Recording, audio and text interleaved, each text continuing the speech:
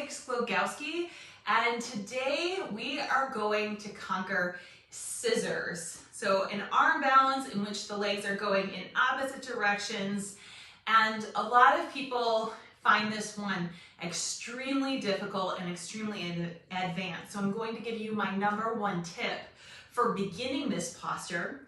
And then you're going to use this tip for a while to find your flight. And then once you're able to find your flight again and again with this tip, then you got to lose the tip. All right, so I hope that that's a deal.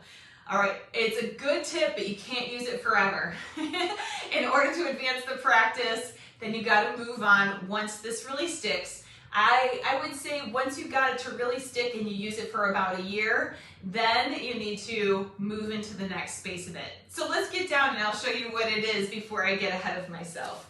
So for scissors, you're going to have one leg forward and one leg back, and you're going to grab the calf muscle and pull your shoulder underneath and set your hands at shoulder width distance.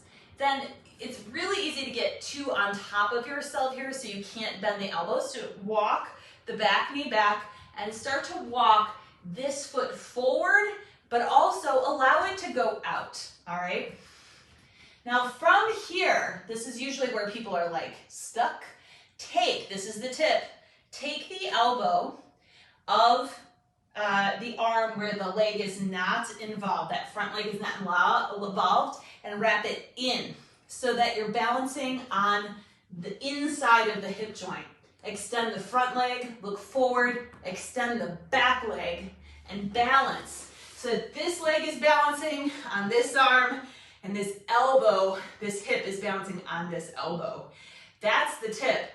Eventually, over time, let's see if I have it. I've done a lot of yoga today. Eventually, over time, you are going to keep the elbow hugged in, but not inside. So you're going to be here, you're going to extend the leg. Notice how the elbow is not supporting. It's a little lower flight, but you're going to have it out. You're going to have it out and wrapped. Okay, so it's not about perfect. That wasn't the most perfect demo, but I do believe that this tip here is really going to help you by bringing the elbow in and just bring it right into that curve of the hip, the inside of the bone. Then you're gonna start to find your flight in it. And then over time, like I said, after you've had that flight for about a year, it's time to get the elbow on the outside, okay?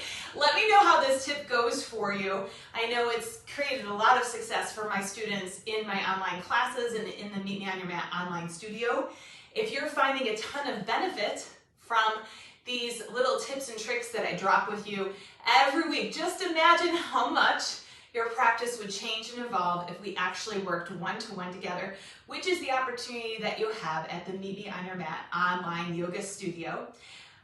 Not only do I teach 4 to 5 live stream classes a week, there is a library of well over 400 on-demand classes, workshops, posture tutorials, meditations, you name it, we've got it. So come geek out with us. Come bring your yoga nerd to this space.